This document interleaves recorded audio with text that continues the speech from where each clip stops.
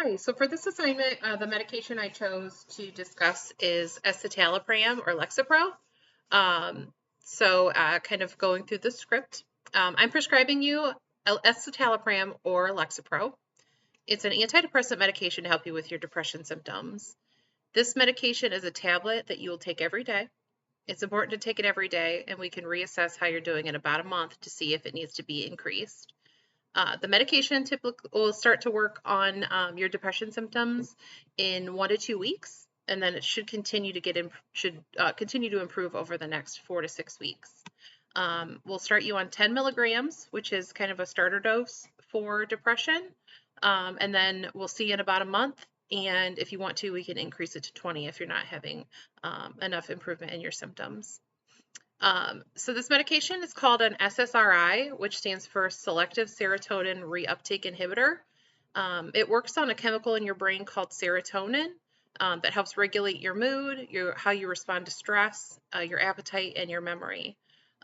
So the medication works. It keeps more serotonin available in your brain, so it can help with those depression symptoms.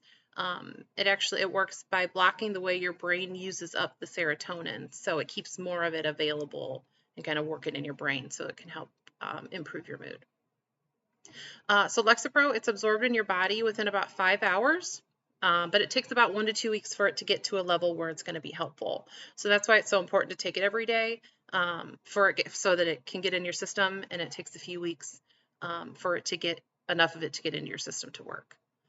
It's absorbed and it's filtered out of your body by your liver, and after it's broken down, you'll pee it out, you'll urinate it out. Because it works in your liver, you'll need to be mindful that you don't drink a lot of alcohol or eat a lot of fatty foods, because it could be hard on your liver as well. There's some side effects that are associated with it. There's some common ones like stomach upset, sexual difficulties, drowsiness, headache, trouble sleeping. There's some more serious but less likely side effects that can happen. You can have increased risk for bleeding, low sodium levels in your blood, and it can change your heart's electrical systems. You can have changes, like if you had an EKG, or could have some changes on your EKG. So it's important we're going to monitor your lab work and your EKG while you're on this medication. It's unlikely, but there's a risk for serotonin syndrome, which happens when you have too much serotonin in your brain, and it can cause some issues with your nervous system. So it can make you feel really anxious, cause muscle tension, fever, rapid heartbeat, rapid breathing, and some confusion. It tends to happen more in patients that are on more than one antidepressant. So with just this one medication, it's less likely, but we still need to monitor for it. And if it does develop, it is an emergency, so we would have to take care of it pretty quickly. If you stop this medication really quickly or abruptly, you can have some side effects from it. So like dizziness, chills, tingling feelings in your arms and your hands, and in your legs. Dizziness, headaches, upset stomach, anxiety, irritability, and trouble sleeping. So if you decide that you don't want to take the medication anymore and you don't like it, we'll need to taper it down slowly so that you don't get those side effects from just stopping it too fast.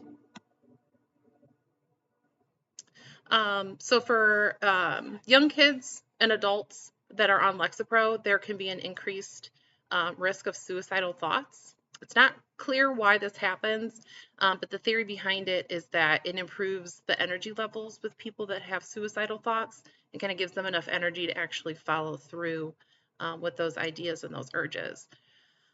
So they don't recommend that the medication is given to kids that are under the age of 7. And then for older adults, if you're over the age of 65, it can amplify the side effects of that medication, including like the EKG changes that we talked about, the heart electrical system difficulties, and your sodium level. Because older people tend to hold on to the medication for longer and they don't process it as quickly as younger people do, and it stays in their system longer, so they may need less medication to have the same effect.